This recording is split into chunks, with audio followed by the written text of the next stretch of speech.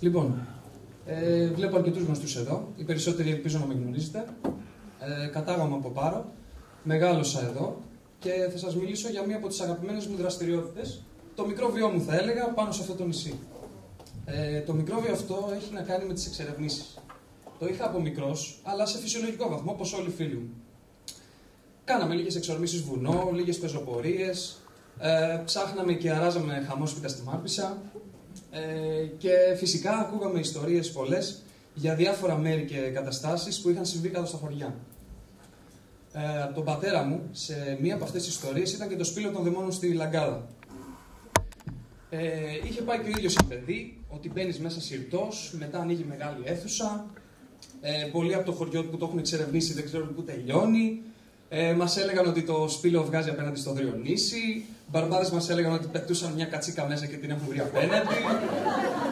Και όλα αυτά τα κλασικά που ακούγονται κατά καιρούς για διάφορα σπήλαια.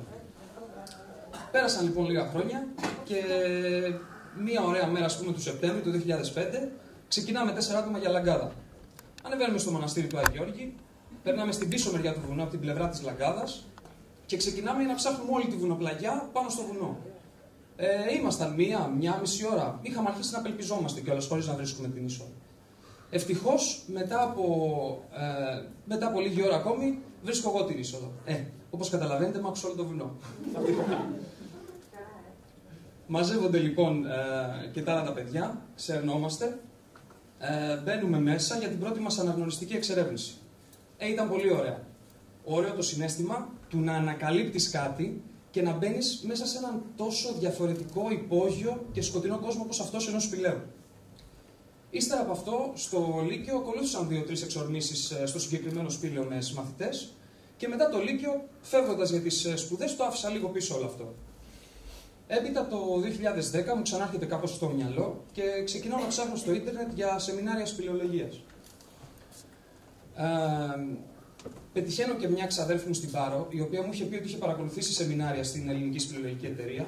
Και έτσι, το 2012, όταν βρέθηκα στην Αθήνα, μου δόθηκε ευκαιρία και παρακολούθησα τα σεμινάρια και έγινα μέλος της ΕΣΕΟ.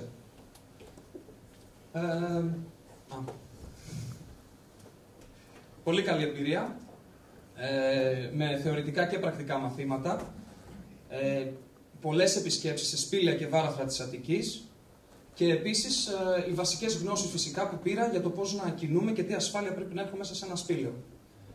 Περνάει και από αυτό κανένας χρόνος και συναντώ τυχαία στην Αθήνα τη Μαρία την Περαντινού από το Σύλλογο Γυναικών της Μάρπισσας. Μου είχε πει πως είχε ήδη στείλει mail στη σπηλαιολογική εταιρεία και ενδιαφερόταν ο σύλλογος να κατεβάσει τους σπηλαιολόγους της στην Πάρο για να γίνει εξερεύνηση ξενάγησης στο σπήλαιο των δαιμόνων.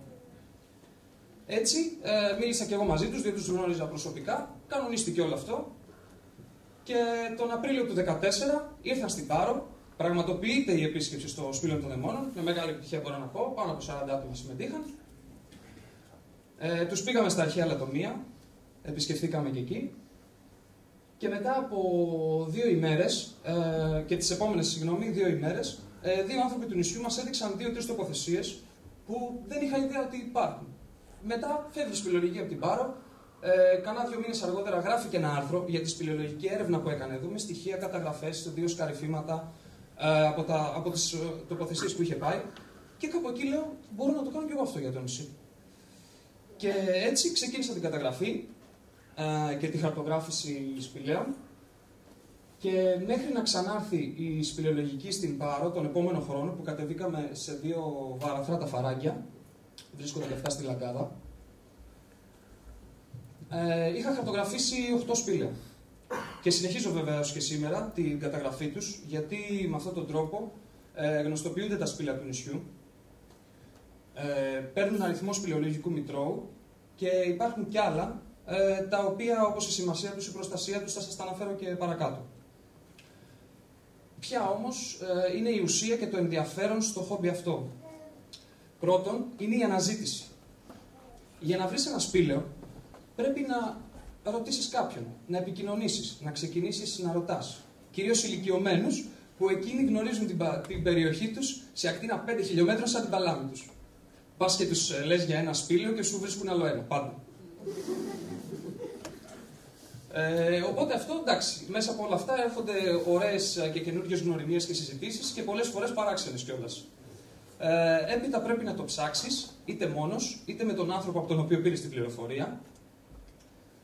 Πας βουνό, μαθαίνεις περιοχές και τοπονύμια, περπατάς σε μέρη που ποτέ δεν είχες ξαναβρεθεί σε ένα τόσο μικρό νησί.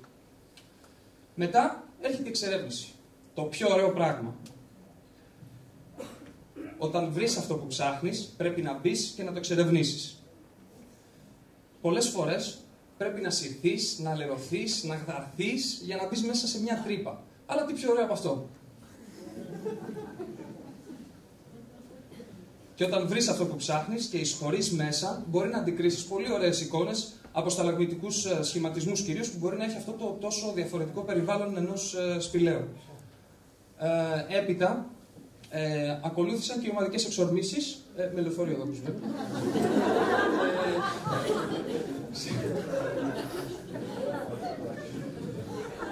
Σιγά σιγά, μέσα από συζητήσεις με φίλους και γνωστούς, είδα ότι πολλοί από εμάς, χωρίς να το λέμε συνέχεια ας πούμε, ενδιαφέρονται να γνωρίσουν μια άλλη πτυχή της Πάρου.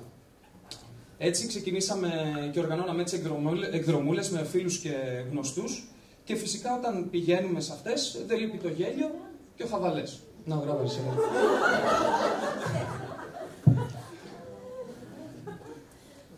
Ωραία.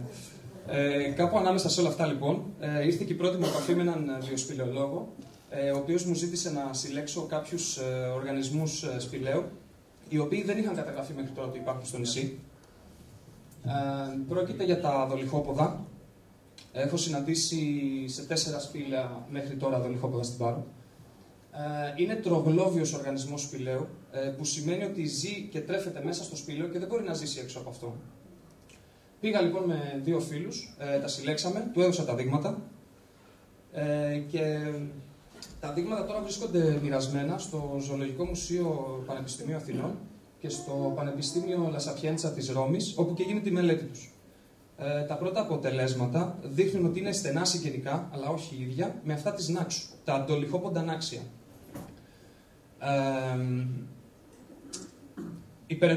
Η περαιτέρω έρευνα που πρέπει να γίνει θα δείξει ότι υπάρχουν 2 σενάρια, ότι ή θα είναι ολόιδια με αυτά της Νάξου, ή θα είναι κάπως διαφορετικά, ούτως ώστε να τους δοθεί η βαθμίδα του υποείδους και να ονομαστούν ντολιχόποντα Νάξια κάτι.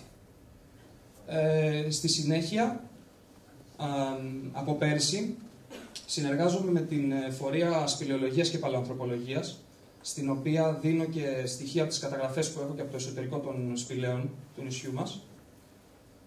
Έχουν επισκεφθεί και οι ίδιοι την Πάρο και από την έρευνά τους που βρίσκεται σε εξέλιξη προκύπτουν αρκετά σημαντικά στοιχεία για το παρελθόν του νησιού.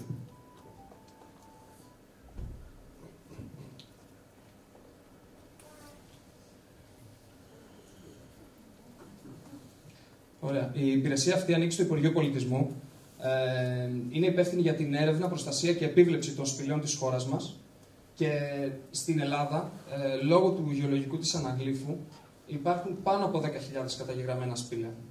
Και ποια είναι η σημασία τους βέβαια, μιας και σας μιλάω αυτά τα λίγα λεπτά για αυτά. Τα σπήλαια είναι τα αρχαία μνημεία της φύσης. Έχουν ρυθμιστικό ρόλο στις υδρογεωλογικές λεκάνες της χώρας. Είναι εξαιρετικά ευαίσθητα οικοσυστήματα, βιότοποι ή οικότοποι σπανίων ή απειλούμενων προς εξαφάνιση ειδών. Έχουν αρχαιολογική, παλαιοντολογική, περιβαλλοντική, αισθητική και τουριστική σημασία. Για αυτούς όλους λοιπόν τους λόγους πρέπει να προστατεύονται. Αλλά για να προστατευτούν πρέπει να καταγραφούν πρώτα. Και τι σας είπα τώρα στην αρχή, 8 σπήλαια μέχρι να ξανάρθει η σπηλαιολογική εταιρεία. Τι μένει από αυτά τα 2,5 χρόνια έρευνας. 31 καταγεγραμμένες τοποθεσίες μέχρι τώρα στο νησί. Χαρτογραφημένες οι 20 από αυτές. Και η ωραιότερη είσοδος σπηλαίου προς το παρόν πάνω στην Πάρο.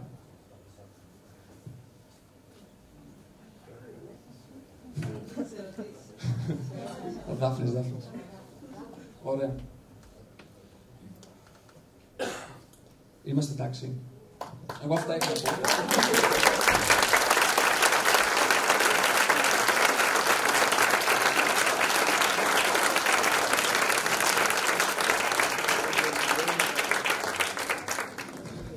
Ευχαριστούμε πάρα πολύ που ήρθατε.